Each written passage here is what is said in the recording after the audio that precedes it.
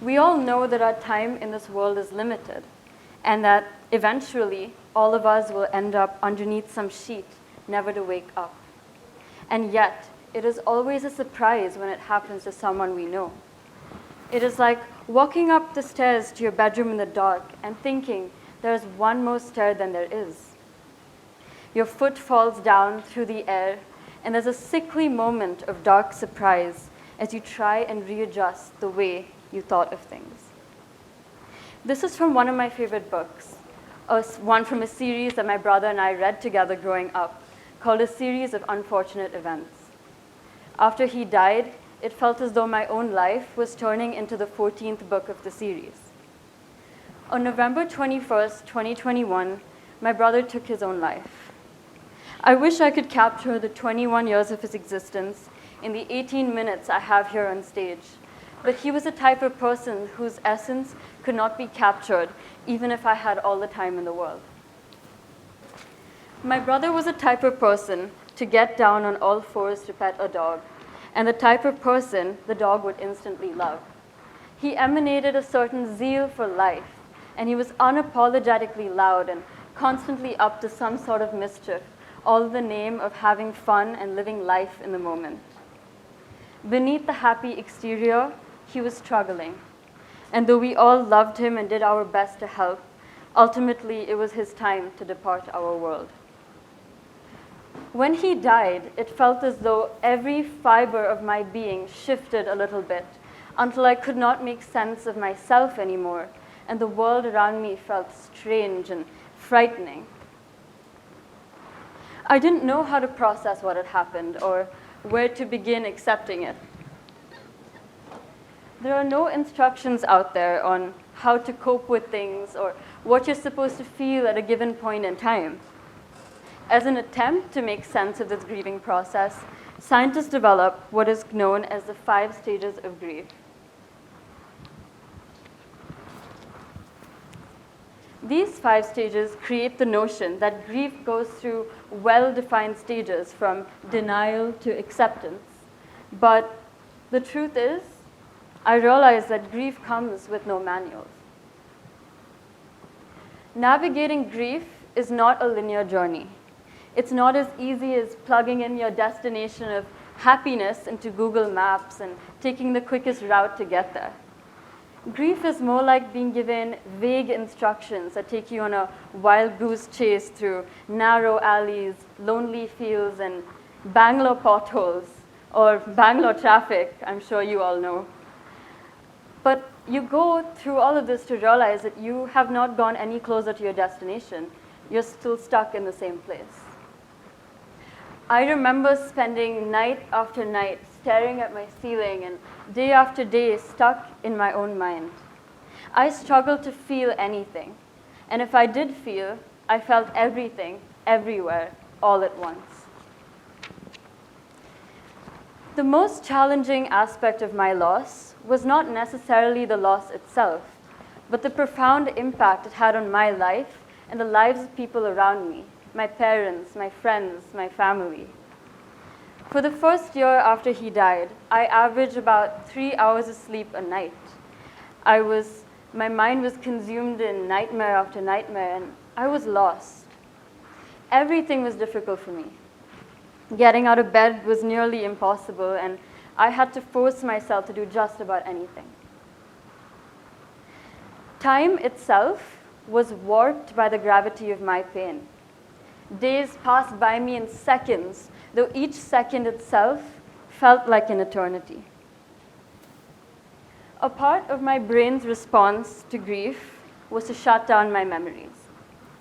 Most of my childhood washed away, and I couldn't remember things about other people anymore, their names, their favorite colors, their birthdays, and I felt like a terrible friend. But more frighteningly, I was beginning to forget myself. Academics became a challenge. I went from being able to remember everything in extreme detail to forgetting even 8th grade maths. Growing up, I had big dreams for myself. I wanted to be just like my older cousins, going to an amazing college and making my parents proud. So I put a lot of my own self-worth, a lot of it on my academic prowess. When I couldn't meet those expectations that I set for myself, I felt like I let myself down, and I let the people around me down. I felt weak. I'm very fortunate to have the parents that I have, because through everything, it is their unfaltering support that has led me to where I am today, in front of all of you. My school was equally as important in this process. Along with my parents, they reminded me that what mattered most was my well-being, that my well-being trumped any grades I could possibly earn. As time passed, my parents, my teachers, my friends, they grew concerned with the way things were going. They watched me lose this battle against my own mind. After much consideration and many discussions, I decided that I would repeat 10th grade. I dropped out of school, kind of, and I took a gap year where I just took time for myself so I could heal.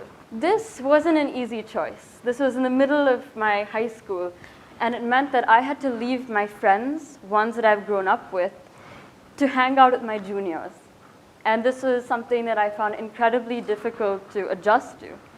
I felt like my old friends were forgetting me because our only interactions slowly became just liking each other's Instagram posts or saying hi to each other in the hallways.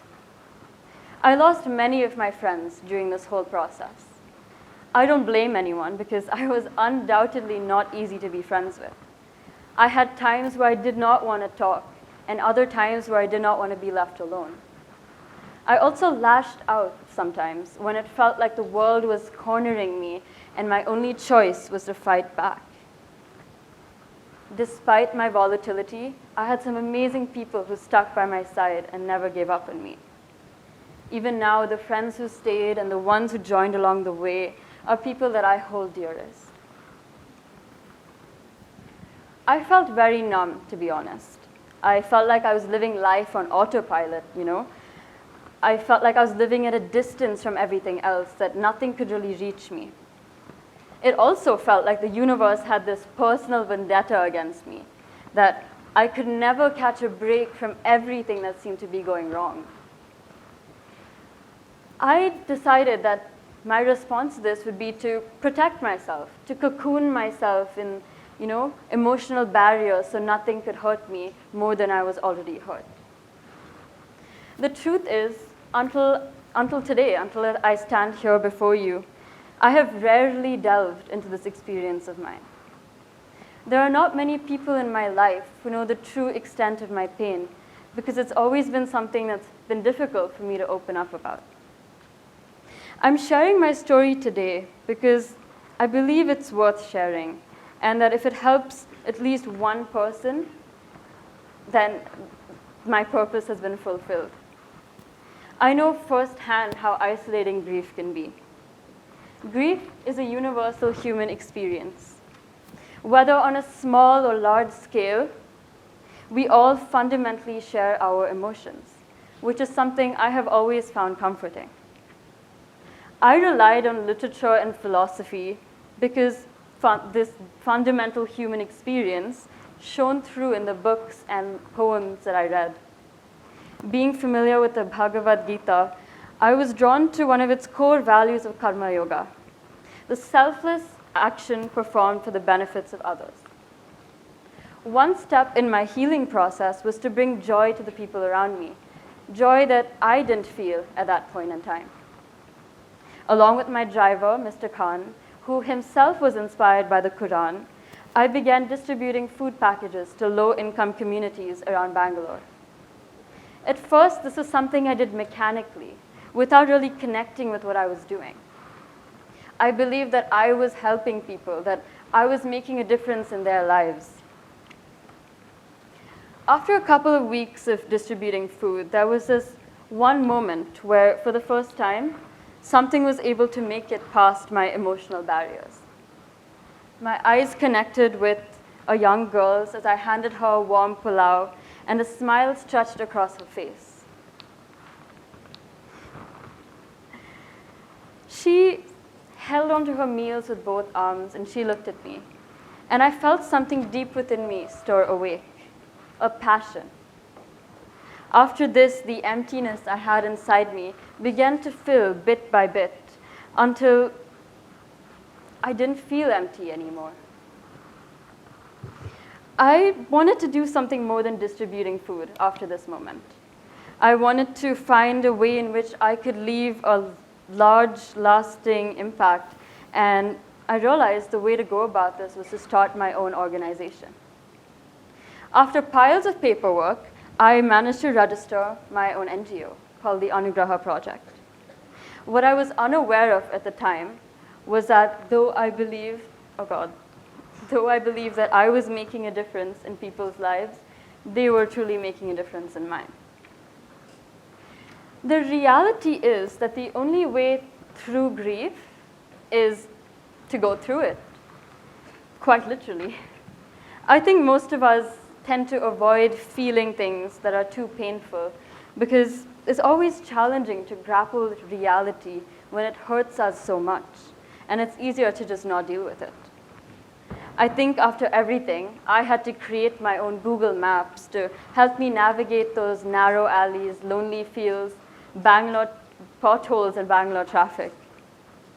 While these guidelines helped me specifically, since grief is that fundamental human emotion, I think it can be helpful to other people at some point in their lives. I've come up with a couple of tips that I think help. So these are 3 things that hurt your healing process. The first one being self-pity. See, self-pity is something that is like creating a roadblock of your own making. It genuinely gets you nowhere. It's the type of thing, it's a pattern that is incredibly easy to fall into because it absolves you of any responsibility to take any action in your life. It's a very comfortable spot to be in. You know, you're just sitting there, you're like, you know, I feel bad for myself, I'm not going to do anything now.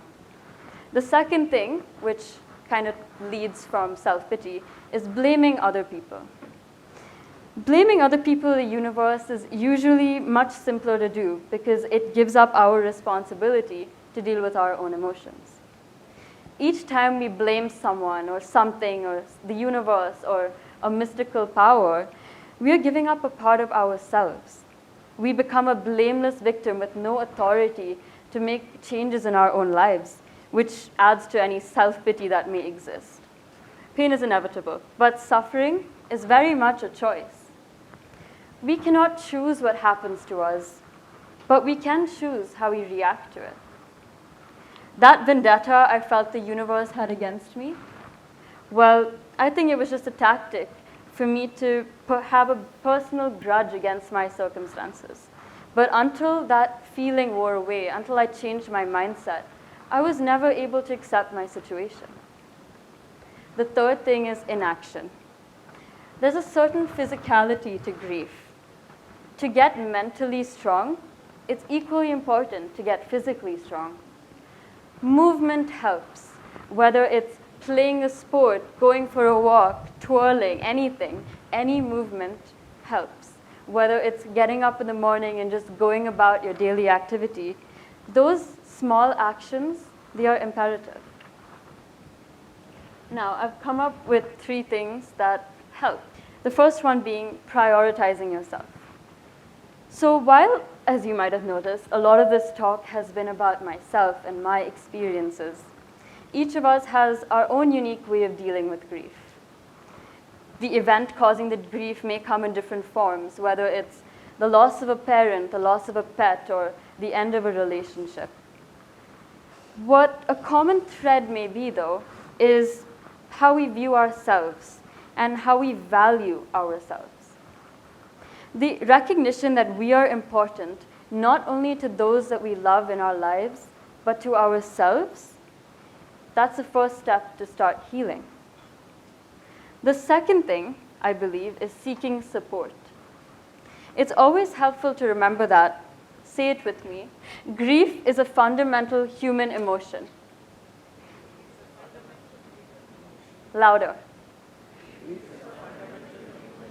Good job. Remember that. Because you are never alone. And there is always someone out there living in a parallel situation, someone who can understand how you feel. I know as most of you might be engineering students. So you go through a type of grief I hopefully never have to go through. While I may never understand that fundamental human experience that's propagated by studying thermodynamics or rotational mechanics, there are many who will, and that is what you should remember. The third thing is gratitude. So after my brother passed away, a habit that I developed was writing down one thing that made me happy every morning. At first, I was like, okay, my dog, or something like that. But I realized over time that quite a lot of things make me happy, even if I wasn't realizing it at the moment. And I think gratitude is one of the most important feelings, and writing down things that make you happy is such a useful tool, because you start to realize that it's the little things in life that matter, and focusing on what's there outweighs focusing on what's not there anymore. So how many of you have heard of the butterfly effect? Just out of curiosity. Okay. So I want you to imagine a butterfly flying around Delhi, for example. Okay, maybe not Delhi, because the air quality is so bad. Let's say Cubbon Park, okay? A butterfly in Cubbon Park. As the butterfly flaps its wings, it's interacting with the air molecules around it. And these molecules then form ripples. Again, as engineering students, I expect you to know how this works.